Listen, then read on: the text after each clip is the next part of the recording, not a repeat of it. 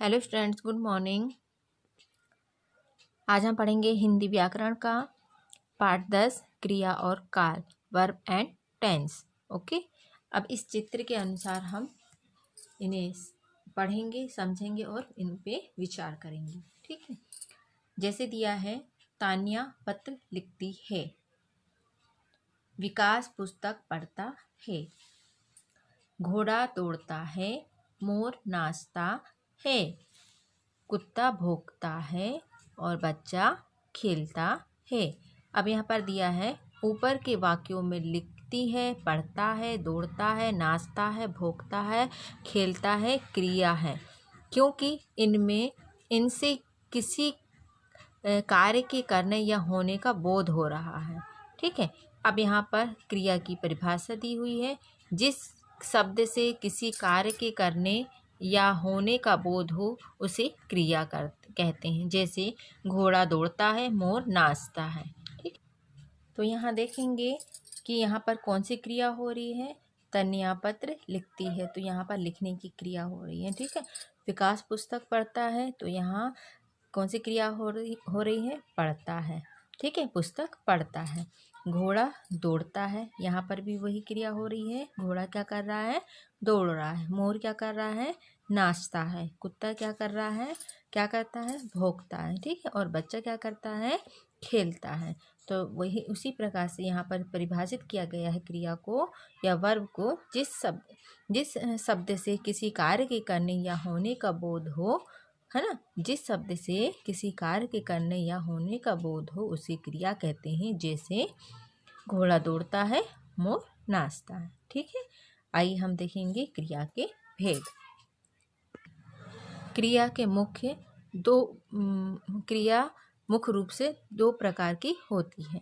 पहला है क्रिया, पहले क्रिया होती है सकर्मक क्रिया और दूसरी क्रिया होता है अकर्मक क्रिया। ठीक है, अब यहाँ पर दी है सकर्मक क्रिया। क्या होता है सकर्मक क्रिया? सकर्मक क्रिया का अर्थ होता है कर्म के साथ। ठीक है, क्या होता है, कर्म के साथ। सकर्मक क्रियाएं कर्म के बिना पूरी नहीं होती हैं। जैसे अनुपमा पत्र लिखती है, तो ये क्या हो गई, सकर्मक क्रिया हो गई। क्यों हो गई? क्योंकि कर्म के साथ क्या हो रहा है, कर्म के साथ हो रही है ना। तो अनुपमा क्या कर रही, कौन सा कर्म कर रही है, ये लिखने का कर्म कर रही है। अनुराधा पुस्तक पढ़ती है, पढ़ती है का यहाँ पर सकर्मक क्रिया हो गई। अभिनव आम खाता है, यहाँ क्या हो रहा है, कौन सी क्रिया हो रही है, खाता हो रही है। पिताजी अखबार पढ़ते हैं, क्या पढ़ते हैं, पिताजी अखबार पढ़ते हैं। ठीक है, तो ऊपर लिखे वाक्य में पत्र, पुस्तक, आम, अखबार अपने साथ लाए क्रियाओं के कर्म हैं। अतः लिखती है, पढ़ता है, खाता है, पढ़ते हैं क्रियाएं क्या कहलाती हैं, सकर्मक क्रियाएं कहलाती हैं। अब इसे पढ़ेंगे। जिस क्रिया के पूर्ण होने के लिए कर्म का होना आवश्यक होता है उसे सकर्मक क्रिया कहते हैं। मतलब जिस क्रिया के पूर्ण होने के लिए कर्म का होना, है ना, पूर्ण हो रही है क्रिया और वो अपने कर्म के साथ हो रही है, तो वो क्या हो गई, सकर्मक क्रिया कहलाई। दूसरा पॉइंट है अकर्मक क्रिया। अकर्मक क्रिया का अर्थ है कर्म के बिना, मतलब इसमें कर्म की जरूरत नहीं पड़ती है ना, और अर्थात अकर्मक क्रियाएं कर्म के बिना पूरी होती हैं। जैसे सुमन रूठ गई है, दिनेश हंसता है, हार्दिक रोता है, शोभिका सोती है। तो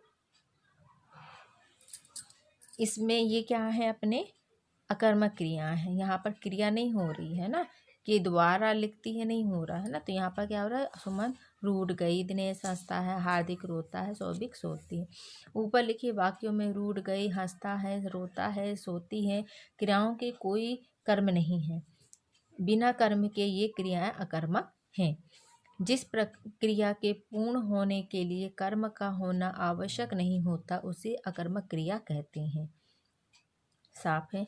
अब यहाँ पर ध्यान देने वाली बातें हैं। पहला पॉइंट है, क्रिया की पूर्णता के लिए यदि कर्म आवश्यक हो तो सकर्मक क्रिया होगी। सेकंड पॉइंट है, क्रिया की पूर्णता के लिए यदि कर्म आवश्यक ना हो तो वो अकर्मक क्रिया होगी। सकर्मक तथा अकर्मक क्रियाएं पहचानने के लिए क्रिया से पहले क्या, किसे या किसको लगाकर प्रश्न करते हैं तो वो क्या कहलाती है, मतलब सकर्मक या अकर्मक क्रिया पहचानने के लिए क्रिया से पहले क्या, किसे या किसको लगाकर प्रश्न करते हैं। ठीक है, आइए यहाँ पेज नंबर 44। क्रिया के काल। ठीक है, क्रिया के जिस रूप से उसके होने के समय का ज्ञान होता है उसे क्रिया का काल कहते हैं। ठीक है, जैसे ज्योति ने गीत गाया था, काम बीते समय में समाप्त होने की सूचना है। मतलब क्या हो रहा है यहाँ पर, ज्योति ने गीत गाया था तो यहाँ पर क्या हो रहा है, बीते हुए समय पर की बात हो रही है। ठीक है, अब यहाँ पर ज्योति गीत गा रही है तो ये प्रेजेंट टेंस हो गया, मतलब ये वर्तमान काल हो गया। ठीक है, तो ये दिया है वर्तमान समय में होने की सूचना दी जा रही है, अभी गा रही मतलब, है ना। ज्योति गीत गाएगी, अब ये गाएगी क्या है, ये हमें भविष्य के बारे में बता रहे, जैसे गाएगी, है ना, काम आने वाले समय में होने की सूचना है ना। तो ये भविष्य के बारे में बता रहा है कि ज्योति गीत गाएगी। अब काल के भेद, अब काल के हम भेद पढ़ेंगे। काल के 3 भेद होते हैं, पहला होता है भूतकाल, वर्तमान काल और तीसरा होता है भविष्य काल। अब भूतकाल किसे कहते हैं, क्रिया का जो रूप काम के बीते समय में पूरा होने का बोध कराता है उसे भूतकाल कहते हैं। स्पष्ट हो रहा है यहाँ पर कि क्रिया का जो रूप काम के भी बीते समय, है ना, काम के बीते समय में पूरा होने का बोध कराता है उसे भूतकाल कहते हैं। जैसे पेड़ से फल गिरा, ठीक है, पहले पेड़ है फिर उसके बाद फल गिरेगा। अनिल ने पढ़ा, अनिल है तो वो क्या कर रहा है, वो पढ़ेगा। दूसरा है वर्तमान काल। वर्तमान काल क्या कहलाता है, क्रिया का जो रूप वर्तमान समय में कार्य के होने का बोध कराते हैं उसे वर्तमान काल कहते हैं। जैसे करिश्मा फल खा रही है, स्पर्श बढ़ता है और विपिन पर जाता है। ठीक है, अब ये है भविष्यत काल। ये क्या है, भविष्यत काल। क्रिया का जो रूप आने वाले समय में काम के होने का बोध कराता है उसे भविष्यत काल कहते हैं। हम सब पंजाब जाएंगे, वह दूध पिएगी, दीपक आज आएगा। तो ये कह रहा है भविष्य की बातें हो रही है ना, तो ये क्या हो गया, भविष्यत काल। ठीक, अब यहाँ पर ध्यान देनी योग्य बातें हैं। और भूतकाल बीते समय में कार्य पूर्ण होने का बोध कराता है। दूसरा पॉइंट है वर्तमान काल वर्तमान समय में कभी पूर्ण होने का बोध, वर्तमान समय में कार्य पूर्ण होने का बोध कराता है। भविष्यत काल आने वाले समय में कार्य पूर्ण होने का बोध कराता है। तो यहाँ पर स्पष्ट हो रहा है कि जो भूतकाल है वो बीते समय के होने का, जो बीत चुका है उसके बारे में जानकारी देता है। और जो वर्तमान काल होता है वो जो अभी जो प्रेजेंट में जो काम हो रहे हैं उनको बताया गया है, इसलिए वो क्या है, वर्तमान काल। और थर्ड पॉइंट है भविष्यत काल, आने वाले समय में कार्य पूर्ण होने का बोध कराता है। ठीक है, तो ये थी हमारी आज का लेसन,